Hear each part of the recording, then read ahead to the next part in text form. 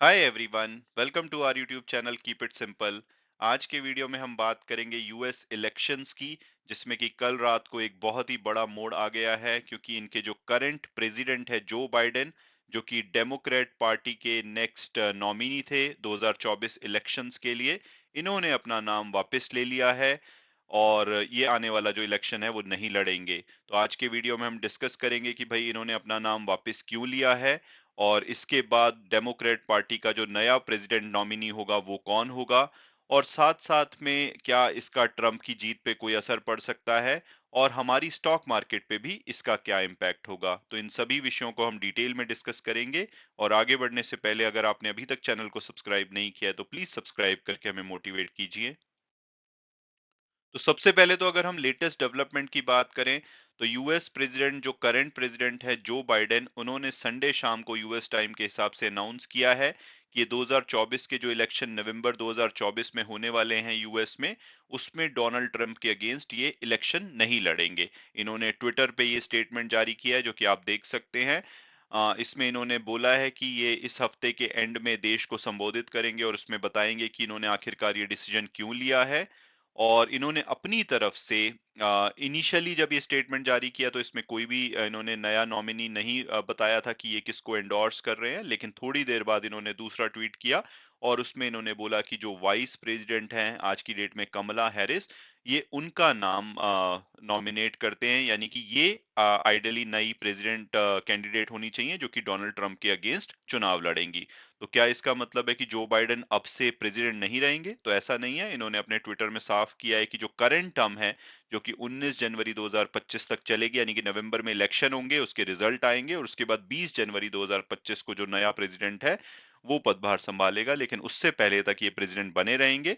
और 20 जनवरी को Donald Trump या कमला हैरिस या जो भी नया डेमोक्रेट का नॉमिनी होता है, जो भी उसमें से इलेक्शन जीतेगा, वो 20 जनवरी 2025 से नया प्रेसिडेंट होगा। यानी कि जो बाइडेन को आप 2025 के बाद प्रेसिडेंट के रूप में नहीं देखेंगे, और इन्होंने अपनी तरफ से कमला हैरिस का नाम नॉमिनेट किया है।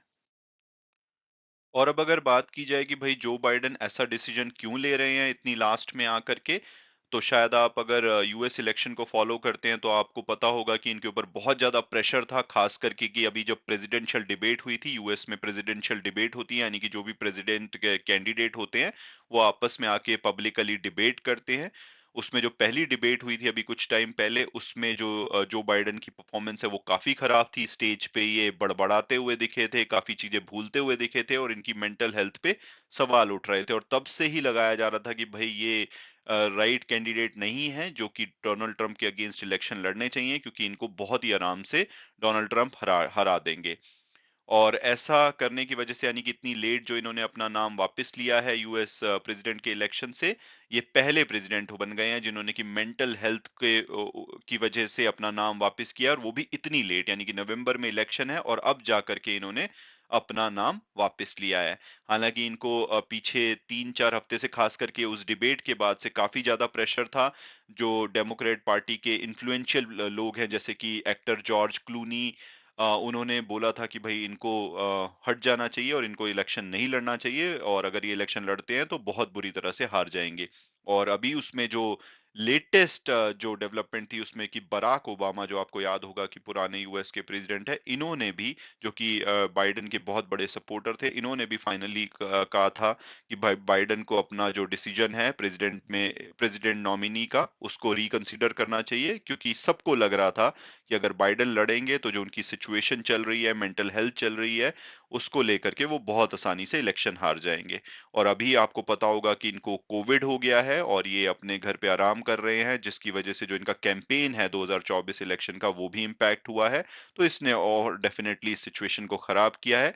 तो फाइनली काफी ये पुश बैक करते रहे, बोलते रहे कि नहीं नहीं, मैं ठीक हूं और मैं ही इलेक्शन लड़ूंगा, लेकिन फाइनली इन्होंने डिसाइड किया है कि भाई अब शायद देश ऐसा चाहता है कि इनकी मेंटल हेल्थ इतनी अच्छी नहीं है, तो ये यूएस का नेक्स्ट इलेक्शन नहीं लड़ेंगे। और जो यूएस इलेक्शन है ये बहुत ही ज्यादा इंटरेस्टिंग होने वाले हैं इस बार, क्योंकि ऑलरेडी उसमें डोनाल्ड ट्रंप पे एक अटैक हो चुका है 13 जुलाई को, जिनके ऊपर उनको गोली मारी गई थी, उसमें वो लकीली बच गए। और अब ये बाइडेन का वापस लेना अपना नाम, ये भी बहुत बड़ा हिस्टोरिकल इवेंट है। यूएस इलेक्शन हिस्ट्री में, क्योंकि इससे पहले ऐसा नहीं हुआ है कि इतनी लेट किसी प्रेसिडेंट ने अपना नाम वापस लिया हो। और नॉर्मली जो भी प्रेसिडेंट्स होते हैं वो 2 इलेक्शन जरूर लड़ते हैं, चाहे वो आपने बराक ओबामा देखे, जॉर्ज बुश देखे, क्लिंटन देखे। इससे पहले 1968 में आखिरी बार हुआ था, लिंडन जॉनसन जो कि प्रेसिडेंट थे, उन्होंने जो सेकंड टर्म है वो उसके लिए नॉमिनेट नहीं किया था, और उसकी जगह पे जिन्होंने इलेक्शन लड़ा था वो निक्सन से बहुत बुरी तरह हार गए थे। तो ये भी अच्छे साइन नहीं है, बट एटलीस्ट क्योंकि माना जा रहा था कि जो बाइडेन को लोग पसंद नहीं कर रहे इनकी मेंटल हेल्थ की वजह से, और शायद ये अपनी टर्म पूरी भी ना कर पाए, इवन इलेक्शन जीत भी जाए, तो ऐसे में डेमोक्रेट पार्टी ने चांस लिया है और हो सकता है कि नया कैंडिडेट उनको इलेक्शन जिता दे।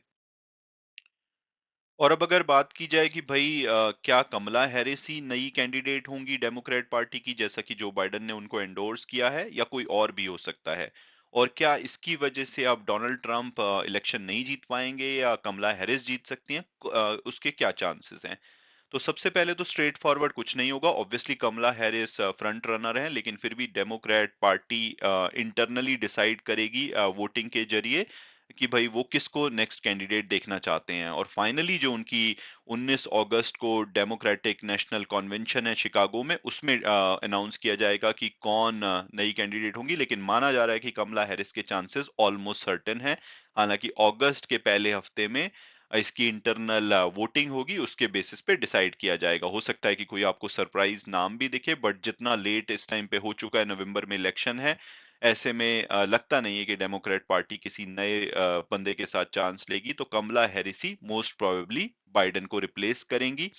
हालांकि इनिशियली जब ये वाइस प्रेसिडेंट बनी थी तो इनकी पॉपुलैरिटी काफी कम थी, लेकिन अभी इन्होंने अबॉर्शन राइट्स को लेकर के काफी स्ट्रॉन्ग कैंपेन चलाया है, जिसके बाद इनको काफी लोग वहां पे पसंद करने लगे हैं।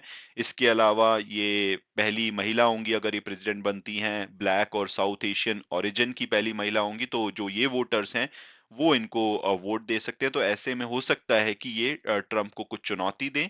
लेकिन अगर आप यूएस पॉलिटिकल बेटिंग ऑड्स देखेंगे, जो कि बेस्ट तरीका होता है ये जानने का कि किसके सबसे ज्यादा चांसेस हैं, तो उसमें डोनाल्ड ट्रंप अभी भी फ्रंट रनर हैं यूएस इलेक्शन जीतने के। दूसरे नंबर पे आपको ऑब्वियसली कमला हैरिस दिखेंगी, लेकिन इनमें काफी ज्यादा गैप है। आप किसी भी बेटिंग साइट का डेटा देख लें, ट्रंप ऑलमोस्ट डबल से ज्यादा कमला हैरिस से इनके चांसेस हैं यूएस इलेक्शन जीतने के। हालांकि इसके अलावा मिशेल ओबामा जो कि बराक ओबामा की वाइफ है, इनका भी नाम आ रहा है, शायद ये नॉमिनी हो, लेकिन बहुत कम चांसेस हैं कि कमला हैरिस के अलावा गैविन न्यूसॉम या कोई और कैंडिडेट होगा। इस टाइम पे कमला हैरिस वर्सेस डोनाल्ड ट्रंप नवंबर 2024 का इलेक्शन होगा।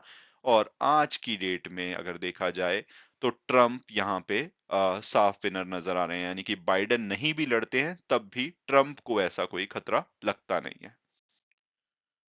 और अब अगर बात की जाए कि भाई इसका स्टॉक मार्केट पे क्या इम्पैक्ट होगा, तो इनिशियल जो रिपोर्ट आ रही है कि ऑब्वियसली इससे थोड़ी वॉलेटिलिटी बढ़ेगी, क्योंकि ऐसा माना तो जा रहा था कि शायद जो बाइडेन ऐसा डिसीजन ले, लेकिन इतनी लेट हो रहा है तो ऑब्वियसली कुछ सर्टेन अनसर्टेनिटी बढ़ेगी।